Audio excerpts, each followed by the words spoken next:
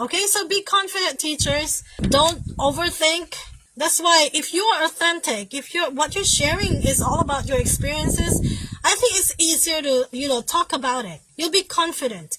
Even if you may be nervous, but the important thing is that you have at least an acceptable proficiency level in English, because accent, like I said, you don't have to sound like the Americans. It is obvious you are not American. You don't have to sound like them. You will learn to sound like them eventually.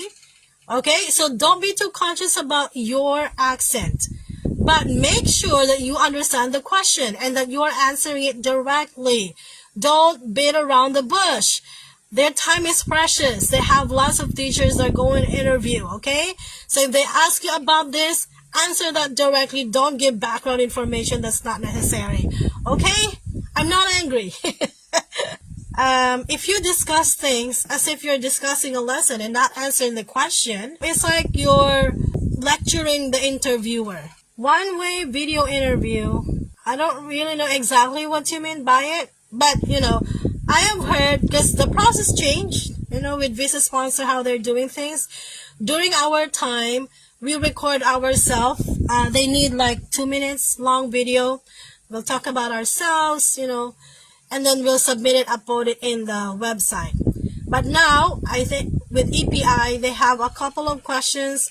You will choose from it. And during the interview, if it's the time for you to answer that question that you selected, they will record the interview, and that recording is the one that the prospective employers will see.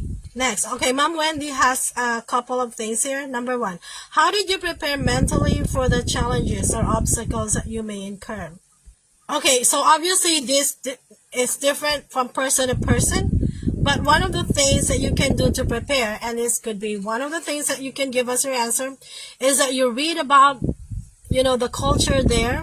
You read about the school. You watch videos. You watch, videos from teachers sharing their experience.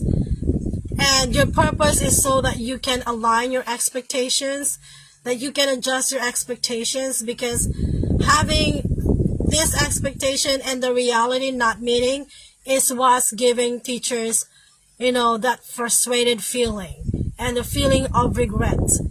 But with the information that you get from the videos you watched, from podcasts you listened to, it will give them an idea that you're preparing yourself to what you are signing up for. That's why you're doing these things. And because of that, you're able to adjust your expectation. Okay, so if your expectation meets the reality when you get there, you'll be less disappointed. And the most important thing is that even before you face that kind of situation, you already know what to do, right? Because you've read about it. So it's giving you an opportunity to think about, so what will I do if I encounter the same challenge? Australia, okay. Thank you for asking that, because it's one of the important things that they do there. Your lesson should be data driven, so that's what they prefer. So what does it mean? For instance, if you have like assessments that you use, so how do you use the test scores of the students in order to help you plan your next lessons?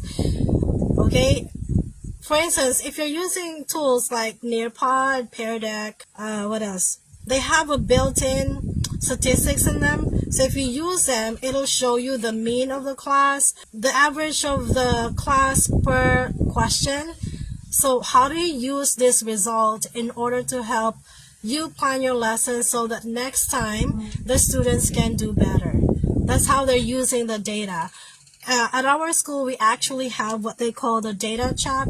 So the data chat is when the teacher is going to discuss one by one with the student their data, okay, to kind of give them an idea. Are you going to graduate on time? You failed these classes, you need more credits on this, okay? So that should help the students, make decisions like, do I need to go to my guidance counselor to help me get this schedule next quarter, for instance? Okay, Ma'am Wendy, as an elementary teacher, what are your future goals? Okay, it's something that's really personal to you, right? So I don't know what your goals are, but So your goals, this is my suggestion. So again, read about the school.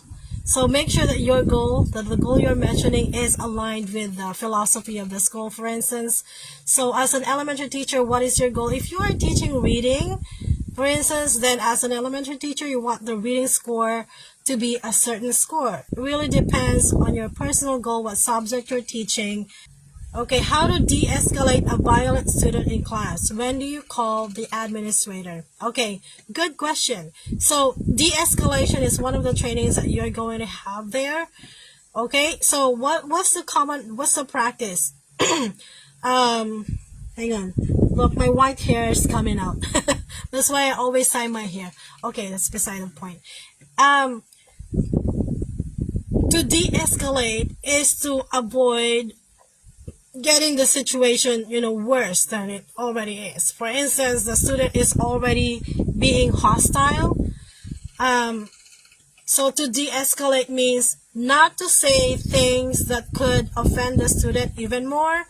Okay, one way to de-escalate is to express that you understand the student, to help the student calm down.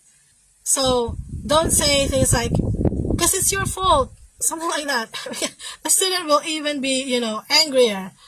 Okay, so I made a video about school fights. So I talked about de-escalation there. Okay, if you have time and if you're interested to know about it, it'll help you with answering this kind of question if you watch that video. Okay, also as a teacher, it's very important for you to be aware of what's happening in the classroom. If the students are kind of teasing each other, we know it usually leads to fights among them, of someone being hostile. Make sure that when you see behaviors like that you stop it right away. Okay, but make sure not to touch the students, not to comment on the student being in the wrong. They will not accept it. It will just make them angrier. But acknowledge the feeling.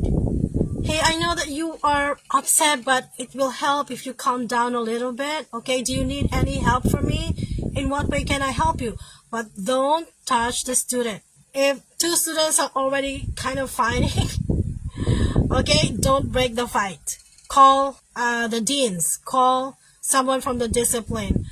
Call someone from the admin. Okay, so when do you call the admin? Really, it depends on the school rules or procedures. Okay, so but it's the safest when you feel that the student is already not able to regulate their emotion, they're angry, you can start calling. Okay, that's for safety of everybody, because sometimes it helps with de-escalating it.